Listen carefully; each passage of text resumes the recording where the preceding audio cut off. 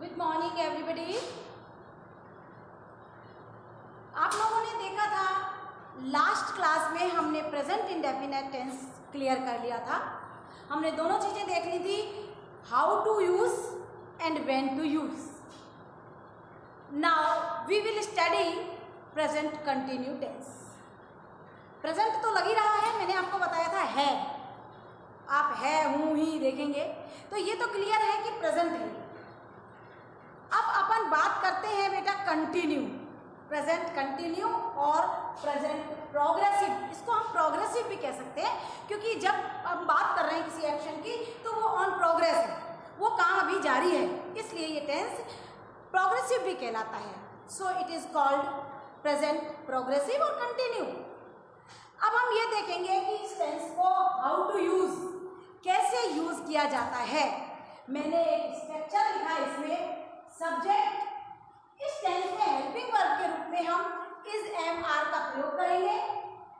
Main verb जो लेंगे, action verb जो हम लेंगे, उसमें हम आईएनजी का प्रयोग करेंगे और फिर अदर वर्ब लगा देंगे। जैसे आप कहना चाह रहे हैं मैं पढ़ रही हूँ या वह पढ़ रहा है, सब्जेक्ट के लिए ही आई गया, ही के साथ हम एक वचन है इसलिए इसका प्रयोग करेंगे। ही इज, खेलने की बात कर रहे हैं तो प्ले, खेलना जैसा आपको पता है, प्लस अब इसमें अपन आईएनजी लगाएंगे तो प्लेइंग बन जाएगा, तो ही इज प्लेइंग।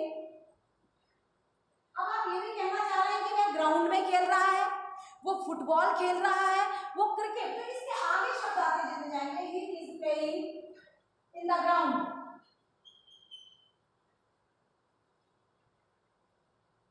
वो मैदान में खेल रहा है। तो समझ में आ गया होगा। एक हिंदी में मोटे रूप से इस टेंस की मैं आपको पहचान बता देती हूँ। इस टेंस के अंत में ज्यादातर रहा है, रहे हैं, रही हैं आता है। कभी कभी हुआ है, हुई है और हुआ हूँ शब्द भी आ जाते हैं। जैसे मैं कमरे में बैठी हुई हूँ, सीता कमरे में सोई हुई है, मैं पढ़ा रही हूँ, एटसेट्रा। और फॉर्मूला हमने लिख ही दिया है, सिंगुलर के साथ इज आ गया और प्लूरल के साथ आर आएगा। प्लूरल सब्जेक्ट जब होंगे तो आर आएगा और आई के साथ एम का प्रयोग किया जाता है। ये अब हम वैसे भी छोटी क्लास में सीख के आए, लेकिन एक बार रिमाइंडर के तौर पर हम इस चीज को देख लेते हैं। ये हमने कहा ठीक है, आपको ये भी पता चल गया इसका प्रयोग करते हैं और ऐसे करते हैं। लेकिन अब क्या है, कभी कभी ऐसी सिचुएशन आती है कि हम इस टेंस का प्रयोग करने की अनुमति में नहीं रहते हैं, इस टेंस का प्रयोग नहीं किया जाता है। वो सिचुएशन कब है मैं आपको बताती हूँ।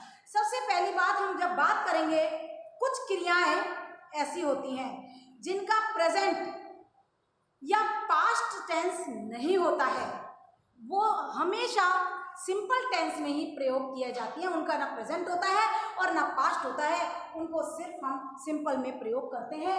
वो क्रियाएं कौन सी होती हैं तो मैं आपको बता दूं, बिलोंग, ये वर्तमान की है क्रिया। सीन, डिपेंड,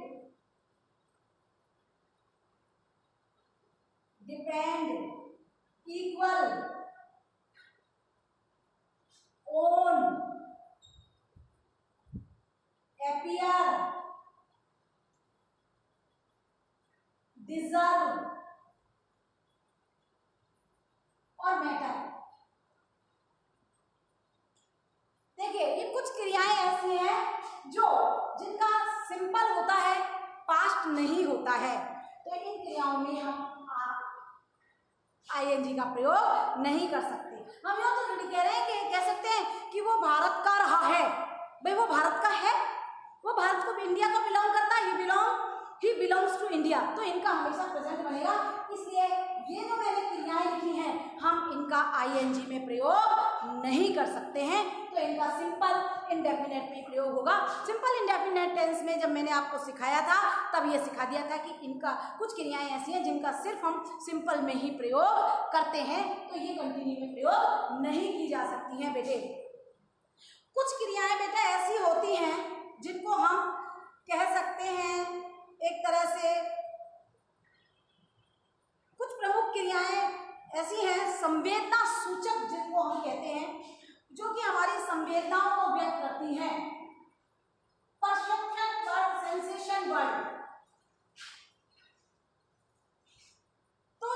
संवेदनाएं व्यक्त करने वाली क्रियाएं हैं, सेंसिटिविटी व्यक्त करने वाली क्रियाएं हैं बेटा, उनको अपन कैसे लिखेंगे? वो कौन सी है? Love, want, like, dislike, hate, believe,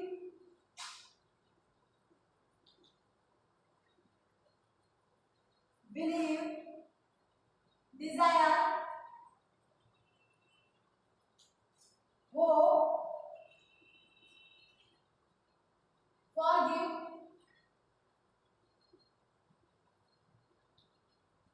और one more is there, please, etcetera. देखिए ये कुछ क्रियाएं हैं हमारे पास, ये हमारी संवेदनाओं को, हमारी सेंसेशन को व्यक्त कर रही हैं। इसलिए सेंसेशन भी सिर्फ वर्तमान में व्यक्त की जाती है, इनका सिर्फ सिंपल होता है, इनका कंटिन्यू नहीं हो सकता। इसलिए इन क्रियाओं में भी हम आईएनजी प्रयोग नहीं कर सकते हैं। आप लोगों ने किसी भी किताब में नहीं पढ़ा होगा I am hoping, no, I am desiring, no, I am listening, no. हाँ, कुछ क्रियाएं ऐसी होती हैं बेटा, सेंसेशनली होती हैं वो भी, उनका प्रयोग यदि मान लीजिए आईएनजी के रूप में कर लिया जाए तो उनका अर्थ बिल्कुल चेंज हो जाता है। वैसे तो हम इनका करते ही नहीं है, लेकिन अब मान लीजिए हम कर लें, हमारी इंद्रिय लिसन है, स्पीक है, स्पीकिंग तो चलेगा, आई एम स्पीकिंग है ना, जैसे लिसनिंग शब्द है और स्पीकिंग भी।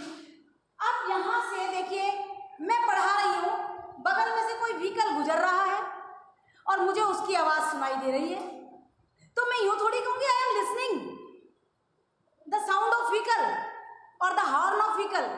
No, it is not allowed. Listening नहीं आएगा, सिर्फ आएगा I listen sound of vehicle और हॉर्न, साउंड ऑफ हॉर्न, अपन ये बोल सकते हैं। लेकिन हाँ, मैं अगर कह दूं आई am listening the case, the jury listening the case, listening का प्रयोग करेगा वो। I am hearing, sorry hearing का प्रयोग करेगा। आपने सुना भी होगा हियरिंग्स चल रही है कोर्ट में, ये टेक्निकल वर्ड के रूप में इसका आईएनजी में प्रयोग किया जाएगा। क्यों?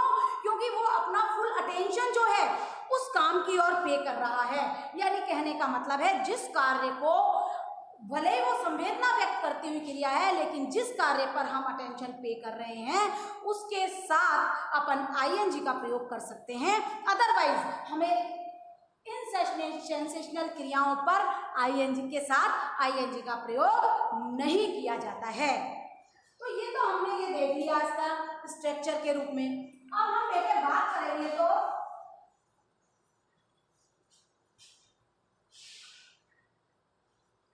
अब हम बात करेंगे कि कौन कौन सी परिस्थितियां हैं, in which circumstances we use this tense.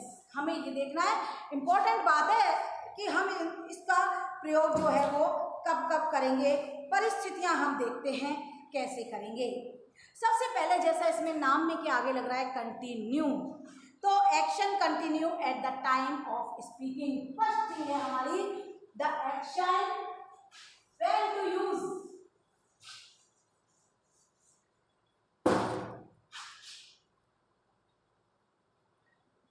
when to use, present continue। तो सबसे पहले देखिए एक्शन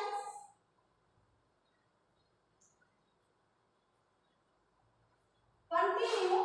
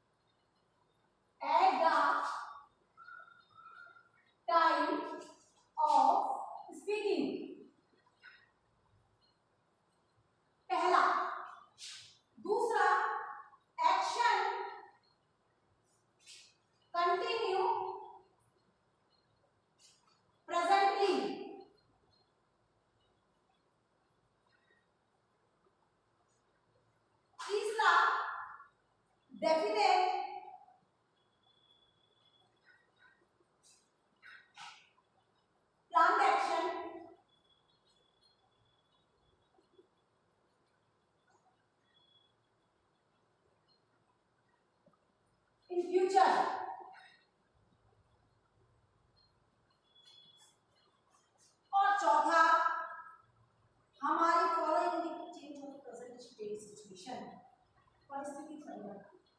चौथा जो है change of present state, change of present state.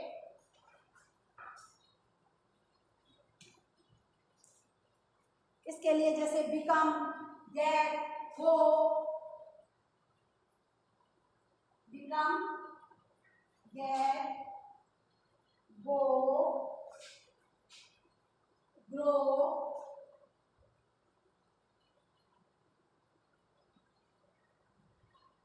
Grow, take, turn,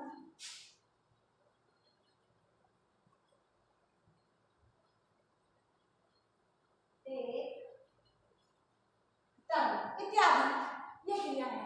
देखिए हमने ये 4 सिचुएशन ली है जबकि हम प्रेजेंट कंटिन्यू टेंस का प्रयोग करेंगे। सबसे पहले कह रहे हैं कि जब हम बात कर रहे हैं किसी कार्य की तो वो कार्य चल रहा है, भविष्य में वो पहले पास्ट काल में शुरू हो चुका है, भविष्य में खत्म होगा, हमें ये नहीं पता है कब खत्म होगा, लेकिन जब हमने बात किया तो वो काम चल रहा है। एक सिचुएशन। दूसरी सिचुएशन ये है एक्शन कंटिन्यू प्रेजेंटली, वही सेम बात है कि वर्तमान में कार्य चल रहा है, जैसे आई एम टीचिंग, मैं पढ़ा रही हूं। तीसरा देखिए definite plan action in future, भविष्य के लिए हमने कोई सुनिश्चित योजना बना ली है, उसके लिए भी इसी टेंस का प्रयोग किया जाएगा। जैसे कल मैं जयपुर जाऊंगी, मैंने बना लिया, मैं इसको कई तरीके से कह सकती हूँ। देखिए कल मैं जयपुर जाऊंगी, इसको अपन देखिए कितने तरीके से व्यक्त कर सकते हैं। I am going to Jaipur tomorrow, एक बात। दूसरी बात I go to Jaipur tomorrow. ध्यान दीजिए अपने प्रेजेंट इंडेफिनिट टेंस में भी इसी चीज को सीखा था कि जो डिसाइडेड निकट नियर फ्यूचर होता है उसके बारे में हम प्रेजेंट इंडेफिनिट टेंस का प्रयोग करते हैं, भले ही वो एक्शन हम एक दिन बाद कर रहे हैं, 2 दिन बाद कर रहे हैं या भविष्य में कर रहे हैं। मेरी बात क्लियर? दोनों में डिफरेंस समझ में आ रहा है? आगे देखते हैं। अब ये क्या कह रहा है चौथे नंबर पे, चेंज ऑफ प्रेजेंट स्टेट, वर्तमान जो अवस्था है उससे परिवर्तन आ रहा है। मान लीजिए एक बच्चा 2 फुट का है, अब धीरे धीरे वो बढ़ रहा है, उसका कद जो है वो बढ़ रहा है, तो ही इज ग्रोइंग, वैसे नहीं बोलेंगे हम, लेकिन उसकी अवस्था में परिवर्तन, जो वर्तमान अवस्था है उसमें परिवर्तन आ रहा है। तो ये चेंज ऑफ प्रेजेंट स्टेट, वर्तमान की जो अवस्था है उसमें जो परिवर्तन आ रहा है उसके लिए कुछ क्रियाएं हैं, पर्टिकुलर क्रियाएं हैं जो ये दर्शाती हैं, चेंज वर्ब कहलाती हैं। इनको हम कह सकते हैं change of situation, change of state, अवस्था में परिवर्तन दर्शाने वाली क्रियाएं, जैसे बिकम है, गेट है, गो है, ग्रो है, टेक है, टर्न है, ये सब जो क्रियाएं हैं ये वर्तमान स्थिति से परिवर्तन करती हुई नजर आती हैं, इसीलिए इन क्रियाओं को हम change of present state verb के नाम से भी जानते हैं। तो ही इज ग्रोइंग स्लोली, वो धीरे धीरे बढ़ रहा है। I am learning slowly, learning सीख रही हूँ धीरे धीरे। हालांकि ये लर्निंग जो शब्द है ये हम परिवर्तन आ रहा है हमारे अंदर, हमारा जो ज्ञान है वो वृद्धि की ओर बढ़ रहा है। इसलिए इस टेंस के प्रयोग के लिए हमारे पास बेटे ये 4 अवस्थाएं हैं। किसी को कोई सिचुएशन परिस्थितियों में समझ में नहीं आ रहा हो तो वो मुझसे पूछ सकता है। आज के लिए इतना ही काफ़ी। अब दूसरे वीडियो में हम प्रेजेंट परफेक्ट टेंस की बात करेंगे। धन्यवाद।